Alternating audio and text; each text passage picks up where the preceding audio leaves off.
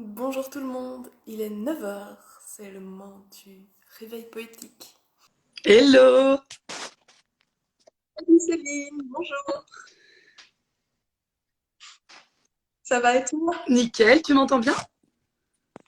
Oui, Pas. parfait. Nickel. Bonjour tout le monde. Ah, je vois qu'aujourd'hui il y a mes parents, je suis ravie. Coucou papa, coucou maman. Également aussi. En ce vendredi matin. Super. Je sais pas si tu voulais commencer. Je peux commencer, je vais d'abord aussi dire bonjour à tout le monde et bienvenue pour ce réveil poétique. Alors, aujourd'hui je vais commencer par de nouveaux petits livres qui sont arrivés à la bibliothèque en section jeunesse. J'en ai deux en fait. Hop, celui-là et celui-là. C'est une édition québécoise, La Courte Échelle. Et c'est en fait, ce sont des histoires, mais qui sont écrites sous forme poétique. Donc, je vais chaque fois vous lire le début. Euh, c'est dans la catégorie poésie. Donc, le premier de Véronique Grenier, c'est dans la poésie 9 ans et plus. Ça s'appelle Colle-moi. Et le résumé de l'histoire, puisque je vais quand même pas vous lire l'entièreté, c'est parfois la vie nous demande l'impossible, comme de nous séparer en deux maisons, en deux familles. Est-ce que ça existe de la colle à famille? Et ici, on cessait de m'aimer moi aussi. Voilà. Du coup, j'avais, voilà. C'est le chapitre 8. J'ai un dernier espoir. Il faut se garder un dernier espoir, ça permet d'avancer, de continuer, de ne pas baisser les yeux vers le plancher trop souvent. Je me suis rappelé de ce que mon père dit à chaque soir, quand il fait le souper, et j'ai souhaité avoir compris à quel endroit c'était caché.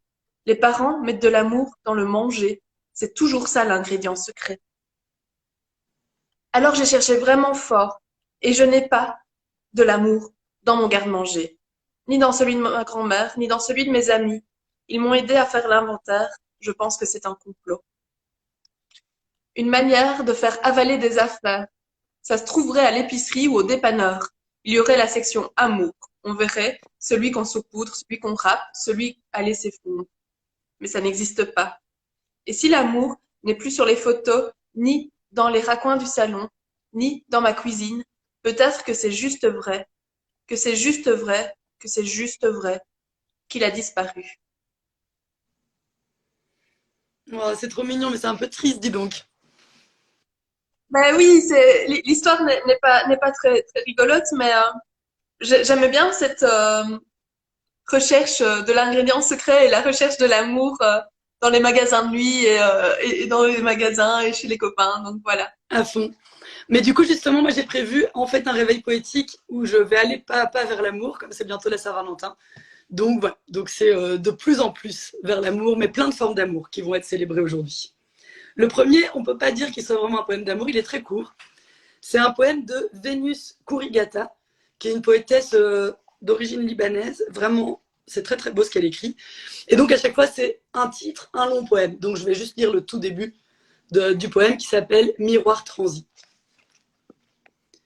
Il faisait si sombre dans le miroir. Celle qui s'y aventurait avec sa lampe traquait les taches d'obscurité et balayait les traces de pas de ceux qui le traversèrent sans s'arrêter. Guetter dans un angle lui permettait d'épier les passants indélicats qui dissimulaient derrière leur dos des objets pris sur la cheminée. Épingles à cheveux, photos démariées, bouquets desséchés, fer à cheval. Larcin dont la teneur s'évalue en regret. Les roses n'ont pas retenu le nom du jardin. Le fer à cheval a oublié l'âge de la porte. Seule la photo a des réminiscences.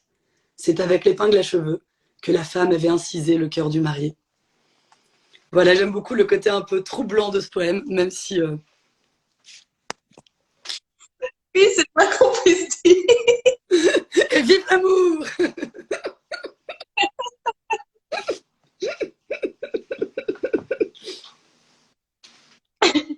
Du coup, je vous ai dit qu'il y avait deux livres de cette collection poésie à la courte échelle. Le deuxième, c'est celui-ci, c'est Les garçons courent plus vite de Simon Bouloris. Je sais pas trop comment il faut dire. Euh, Et le résumé dit: avec Simon Boulris, un test de course de 20 mètres devient un exercice poétique bouleversant. Les garçons courent plus vite est une ode aux perdants, aux derniers aux survivants, aux gagnants des prix de consolation. Voilà. Et c'est dans la catégorie poésie 13 ans et plus. Du coup, j'ai choisi le tout début du, du recueil parce qu'il n'y a pas de pause en fait. Autant dans le premier que je vous ai lu, il y avait un chapitrage, ici pas, et donc c'est un peu compliqué de choisir en plein milieu du livre puisque tout le texte va s'enchaîner. Le gymnase est la discothèque, rythme cardiaque élevé, light stick et semelle phosphorescente, détecteur de mouvement dans la maison est armé à double tour. Ça bourdonne dans mes oreilles, vos corps sont percussifs, vos cages thoraciques amplifient votre musique. Vidéoclip léché, gros plan sur l'apoplexie de mes rotules, le floutage de mes cuisses, la brièveté de mes chevilles, et mes 2 poings, surtout, durs et inutiles, petites grenades dégoupillées depuis des siècles. Je fends l'espace derrière vous comme une petite révolution tranquille. Le moulin est déplogué. Quelqu'un s'est enfargé dans le fil de mon ventilateur. Vous courez Red Bull avec des ailes incluses dans les 4,99 $. Je cours Pepsi Diet. L'aspartame fait des gâchis sur ma carcasse. Le diet ignore mes ramifications. J'ai les os gras dans le parachute de mon t-shirt Olivia Newton-John. Let's get physical. Je n'obtiendrai jamais rien.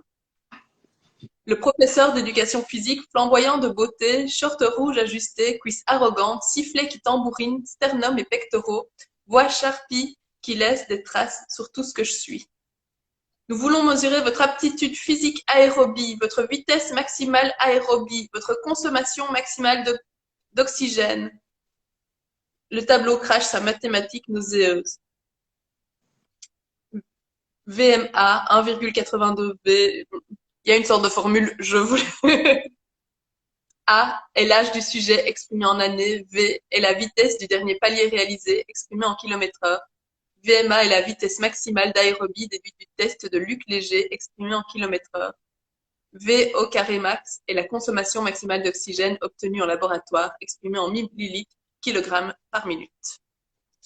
Voilà. Et à partir de là, en fait, on passe cette cour, c'est ce qu'il pense et ce qui va dans la tête de quelqu'un qui, comme moi, n'aime pas courir. Donc, je m'y suis retrouvée très très fort. C'est vraiment chouette. N'hésitez pas à découvrir cette nouvelle collection qu'on a. Ouais, ça a l'air super chouette. Mais moi, mes profs de physique, je peux te dire qu'ils n'étaient pas avec un chouette look et des petits shorts rouges. Hein. C'était tous des bedonnants qui nous faisaient d'éducation physique. Ouais. Alors, bon, moi, je continue sur l'amour. J'ai prévu presque que des choses sur l'amour. Comme je dis, plusieurs formes d'amour, mais ça va aller de plus en plus positif. Donc là, c'est sur la perte de l'amour. Donc on ne peut pas dire que ce soit très positif. Et c'est un poème de Pablo Neruda, dans le recueil 20 poèmes d'amour et une chanson désespérée. Et c'est le numéro 20. Je peux écrire les vers les plus tristes cette nuit. Écrire par exemple, la nuit est étoilée, grelotte, bleue, les astres lointains. Le vent de la nuit tourne dans le ciel et chante. Je peux écrire les vers les plus tristes cette nuit. Je l'ai aimée, et parfois aussi elle m'aima. Dans les nuits comme celle-ci, je l'ai tenue dans mes bras, je l'ai embrassée tant de fois sous le ciel infini. Elle m'aima, parfois moi aussi je l'ai aimée. Comment ne pas avoir aimé ses grands yeux fixes? Je peux écrire les vers les plus tristes cette nuit, songer que je ne l'ai pas, sentir que je l'ai perdue. Entendre la nuit immense, plus immense sans elle. Et le ver tombe sur l'âme comme la rosée sur l'herbe. Qu'importe que mon amour n'ait pas pu la garder. La nuit est étoilée et elle n'est pas avec moi. C'est tout. Au loin, quelqu'un chante, au loin. Mon âme n'est pas satisfaite l'ayant perdue. Comme pour la rapprocher, mon regard la cherche, mon cœur la cherche, et elle n'est pas avec moi. La même nuit qui fait blanchir les mêmes arbres. Nous autres, ceux d'alors, déjà ne sommes plus les mêmes. Déjà je ne l'aime plus, c'est vrai, mais combien l'ai-je aimé. Ma voix recherchait le vent pour toucher son oreille. À un autre, elle sera à un autre, comme avant mes baisers. Sa voix, son corps clair, ses yeux infinis. Déjà je ne l'aime plus, c'est vrai, mais peut-être que je l'aime. L'amour est si court, et l'oubli est si long. Parce qu'en des nuits comme celle-ci, je l'ai tenue dans mes bras, mon âme n'est pas satisfaite l'ayant perdue. Bien que celle-ci soit l'ultime douleur qu'elle m'inflige, et ceux-ci les ultimes vers que je lui écris. Voilà un petit poème d'amour perdu. Quand même. Bah, ça reste Pablo Neruda. Mais alors, c'est rigolo parce que quand je relis des poèmes comme ça enfin, de poètes quand même décédés, il y en a qui me dérangent vraiment. Et donc, du coup, je les trouve jolies. Puis après, je vois une phrase, genre, et je suis là, genre, ouh. Et c'est là que je me rends compte qu'on a quand même vachement évolué dans notre vision de l'amour. Mais celui-là, je le trouvais quand même très joli. Eh ben, tu m'offres une transition parfaite. J'ai repris mon recueil Lueur de Bernard Tirtiot et le poème que je vais vous lire m'a interrogée autant que voilà, je sais pas vous dire ce que j'en pense. Je vais pas vous dire que je l'adore parce que ce serait vraiment pas vrai. Mais euh, mais voilà, je vous laisse découvrir ça. Femme, vous êtes de la tournance et de la tourmente des vagues, de liquide et d'algues pétries par la main de la marée. Femme, vous êtes l'eau échappée des rivages, outre-mer, outre-loutre, eau dans l'outre. Femme, vous ondulez par la danse, le chant et l'amour. Vous fluez et fleurissez par voie d'eau, d'où émerge l'enfant d'eau, mère nourricière, perlante, l'éclair, salaison chagrine, au point bas des paupières. Mer des mers où les marins se noient, vous versez des fils à l'océan, et puis vos vies de pluie ravies. Dans l'infini, serpentement des courants, le temps vous écoule et vous garde indéfiniment. Je sais pas ce que j'en pense non plus, mais alors c'est drôle parce que mon prochain poème, c'est aussi sur l'amour des femmes, mais plutôt l'amour des femmes, héritage. Alors il y a mon père qui fait un lien entre nos poèmes d'amour en disant chercher l'amour dans les marmites et le pleurer dans la nuit. Donc voilà, ça nous donne peut-être, je sais pas si c'est la philosophie de vie que j'ai envie d'avoir, mais merci papa. Même si tu as toujours mis beaucoup d'amour dans tes marmites, merci pour ça. Donc du coup, c'est un poème sur l'amour des femmes, mais plutôt voilà l'héritage que les femmes peuvent nous donner en tant que femmes, etc. Et c'est un poème de Zoé Valdès et que je trouve vraiment trop chouette, qui s'appelle Femme des années folles. 11 années très noires. La mort était là pour la première fois, avec son visage de tango, la fleur serrée entre les dents. Après avoir été une traînée exhibant ses paillettes au théâtre, elle m'expliquait l'argent pièce à pièce. Ses yeux se fermèrent. L'amoureuse, la sublime, femme des années folles. Elle a vieilli, elle est morte hier. Elle avait un symptôme dans la peau. Encore, même à l'agonie, elle l'aima avec un caillot de sang qui lui brouillait la langue avec ses yeux gris azurés. Ses traits au milieu brillantinés, et le bandeau néon, éclaboussé de tragédie, s'ébâtissait. Folle alliée par sa bouche rouge. Les femmes des années folles prennent la fuite, comme ça, entre les doigts, histoire de fœtus noyés dans la cuvette des WC. Et moi, j'adorais sa jupe ardente, le mégot lancé furieusement sur le trottoir, écrasé à n'en plus pouvoir sous le soulier de satin. Le sourcil, arc-en-ciel dufteux, fausses émeraudes transperçant les oreilles, alcoolique, prostrée, pourrie, générique, sanglante, pétrie, glaciale, humble, maigre et nue des années folles. Elles viennent se jeter sur un lit. Dehors, c'est le carnaval du monde. Puritaine, pute pacifique, j'ai hérité d'elles. Je leur arrache le cancer du rein. J'absorbe jusqu'à la dernière cendre de leur maigreur. Félonie dans les hôtels, toilettes pimpantes poignardées. Je jure et tire contre les gangsters, contre les mags impuissants, sadiques, gélatineux, aigres fantômes des carrefours. Je pleure sur l'album de photos, me penche, vacille. Après tout ce temps, on peut dire qu'elles ont été tuées par l'abstinence, les scandales, le balai, la planche à repasser, les chaudrons charbonneux, les jupons brodés, les suçons sous les bras, les gros ventres, les barres, les victrolas, les perruques, les grains de beauté à demi effacés par la sueur. J'ai peur de la rencontre avec le passé qui revient. Vieilles aimées des années folles, souveraines mal lunées, poupées savoureuses, lionnes faciles. Elles me plaisent, je les admire, je me suscite pour vous, chers fossiles, qui vont me laisser leur malle pleine de fringues, la vocation d'actrice, les clés du nid. Amis décorés, cinéma muet, corset à mi-donner, bavardes pisseuses, qui vont me laisser, qui vont me les laisser. Ne faites pas les comptes de leurs années. Enragées du tango croupissant sur des chaises roulantes, aveugles rouspéteuses, artériaux érotiques squelettiques, désarticulés raisonnables, femmes des années folles, je suis ici grâce à vous. Voilà une autre forme d'ode à la femme. Oui, et on les voit. Je trouve ça très chouette parce que dans le poème que tu viens de lire, on se fait des images. Les images sont très présentes.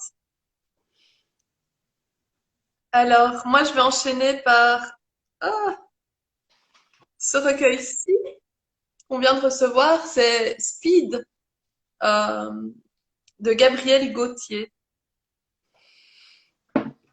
C'est aussi une sorte de récit écrit de récits poétiques. Donc, même chose, je vais juste vous lire le début pour que vous puissiez découvrir la suite. Ce sont toujours des tout petits, hop, des toutes petites parties. Les pages ne sont jamais très remplies, mais voilà, c'est une sorte de voyage et on le commence ensemble et je vous laisse le découvrir ensuite. Comment se souvenir d'Olivia Speed? De quoi va-t-elle mourir? De maladie ou d'accident?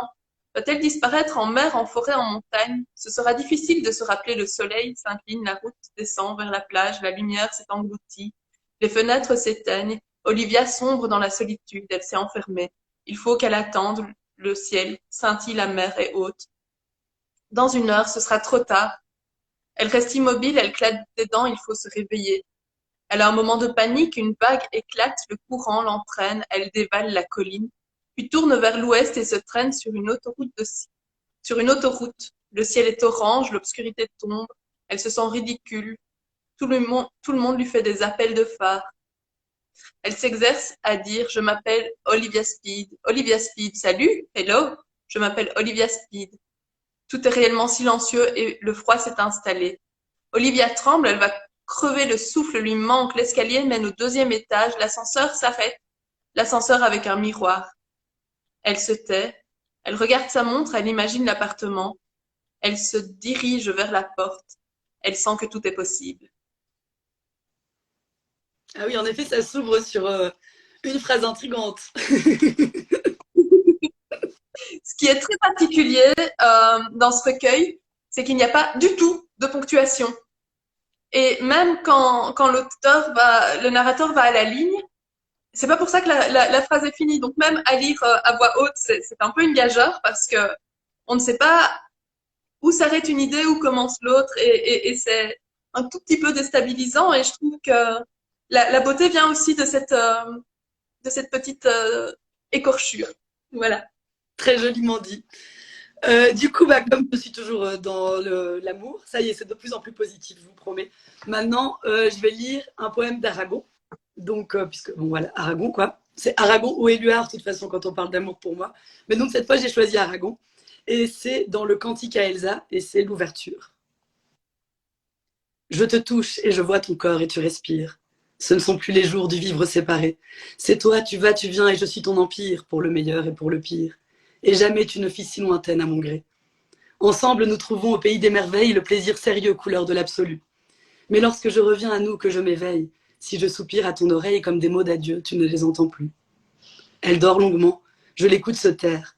C'est elle dans mes bras présente et cependant, plus absente d'y être et moi plus solitaire, d'être plus près de son mystère.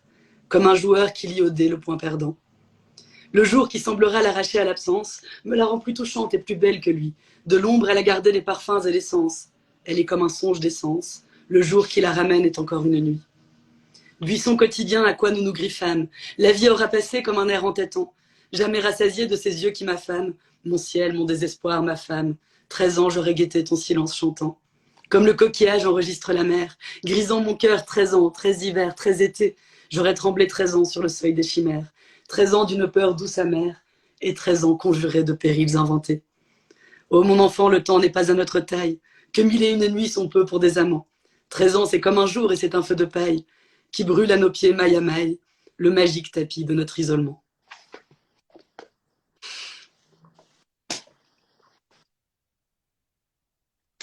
Aragon.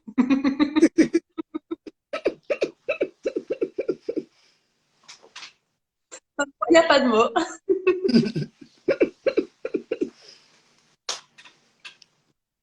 Alors, ensuite, je suis moi aussi allée piocher dans Sœur. Je sais que la dernière fois, tu avais pris un poème qui venait de ce recueil-ci. Donc, Sœur, c'est une revue de poésie qui sort 4 fois par an. Ici, c'est le 6e numéro et le thème, c'est la nuit. J'ai pris un poème de Forou Farrokhzad. C'est une poétesse qui écrit en persan, en perse. Oui. Une nuit, de l'au-delà des ténèbres, comme une étoile, je viendrai vers toi. Sur les ailes du vent, coureur du monde, je viendrai te chercher avec joie. Comblé de tendresse et d'ivresse, comme un beau jour d'été, je t'offrirai une jupe remplie de tulipes sauvages et de montagnes. Une nuit, je frapperai à ta porte. Ton cœur tremblera dans ta poitrine, la porte s'ouvrira, et mon cœur agité glissera dans tes bras chauds. Dans ces instants d'ivresse, tu ne verras plus dans mes yeux la moindre trace d'évasion. Tu ne verras plus mon regard enfantin se disputer avec la pudeur. Une nuit, si tu appelles mon nom, je t'inviterai au pays des rêves, je danserai comme une sirène sur les vagues de ton souvenir. Une nuit, mes lèvres assoiffées brûleront, avec joie, dans le feu de tes lèvres. Mes yeux fixeront leur espoir sur la destination de ton regard. Une nuit, de Vénus, la déesse enchanteresse, j'apprendrai les jeux d'amour. Comme une lumière, née du ventre des ténèbres, j'allumerai un feu dans ton foyer. Ô toi, les yeux rivés sur la route, c'est moi qui viendrai vers toi.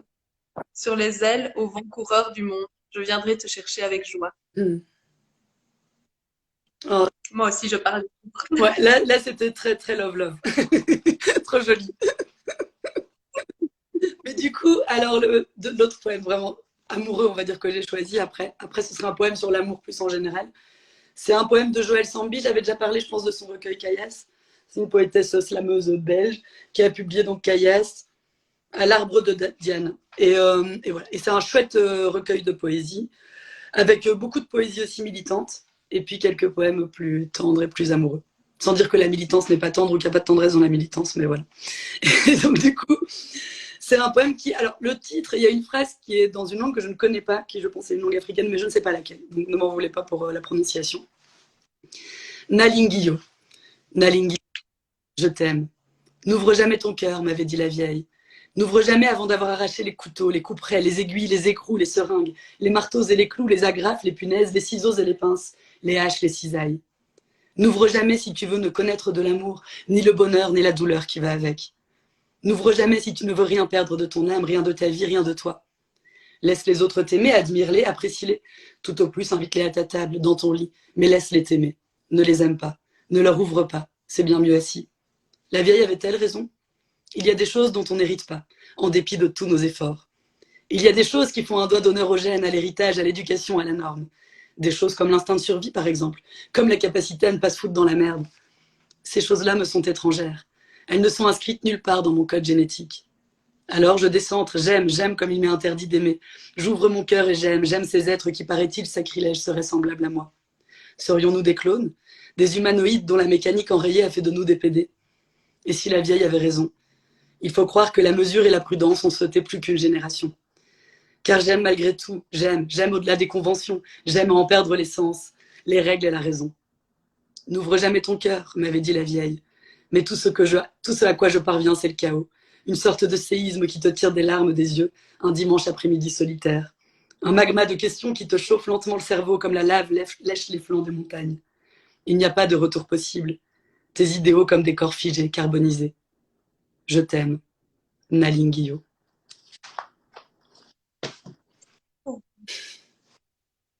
Il est très beau.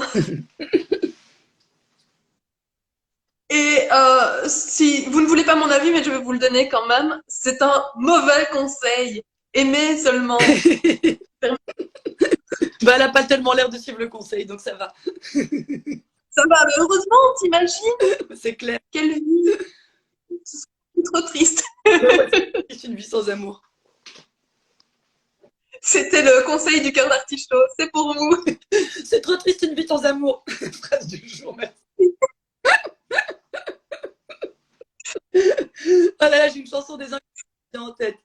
Mais bon, voilà. Passons. Pour terminer, le nouveau monde d'Anaïs Vanel, illustré par Margot Motin. Je vous avoue que c'est moi qui l'ai commandé simplement parce que Margot Motin avait illustré la couverture et a fait deux, trois illustrations à l'intérieur.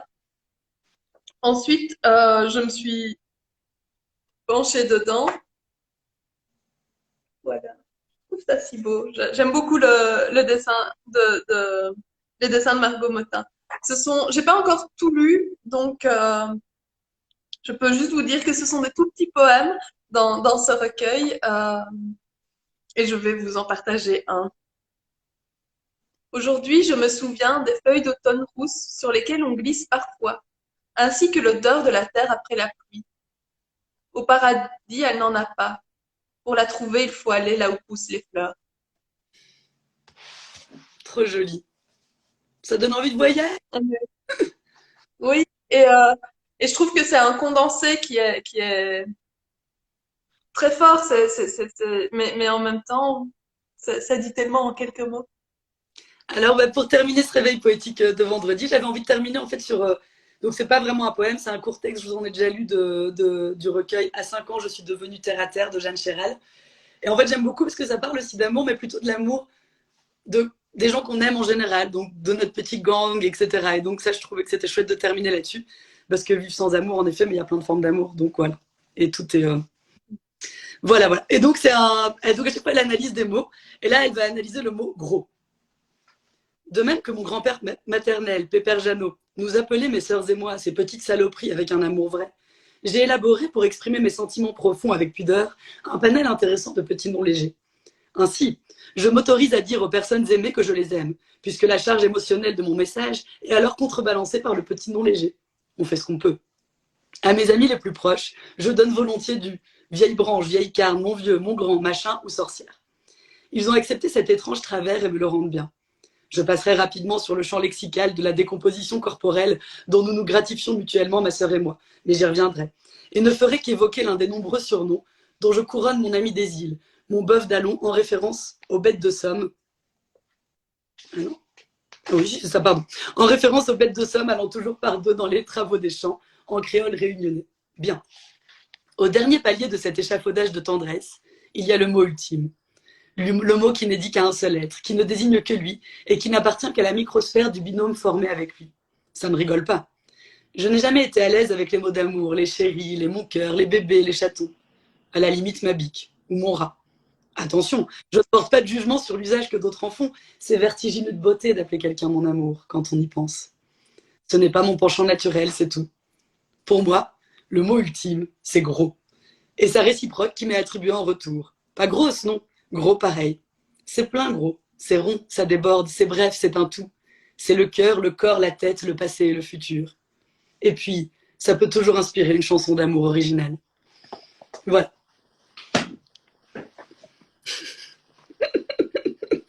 Pour terminer sur une petite touche un peu d'humour. Mais oui, mais déjà, celle que tu avais lue la dernière fois m'avait beaucoup fait rire et j'aime bien. Il va falloir que je découvre ça plus en profondeur. Ouais, c'est trop chouette, on n'arrête pas de rire en lisant ça. Et il y a quand même des chouettes réflexions aussi en même temps. Elle est vraiment cool, Jeanne Chéral. Mais merci en tout cas, c'était trop chouette. Aujourd'hui, j'avais vu plein de petits noms aimés, ça fait toujours trop plaisir. Et donc voilà. En plus, surtout pour un réveil poétique qui parlait d'amour, ça fait du bien. Merci pour vos cœurs, merci pour vos petits messages. N'oubliez pas que si vous avez envie de partager de la poésie avec nous, nos mails, nos messages privés et tout le reste sont ouverts. Donc, proposez seulement, ça nous fera plaisir. Moi, j'avais envie de rebondir aussi sur une chose qui ne sera peut-être plus d'actualité pour les personnes qui vont entendre la rediffusion, mais juste vous rappeler qu'à la bibliothèque, on fait une papote littéraire sur l'amour. Du coup, n'hésitez pas, la newsletter va sortir bientôt, c'est au mois de mars, donc je vous laisse découvrir ça sur notre site et dans notre newsletter. Passez une bonne journée. Bonne journée. Au revoir.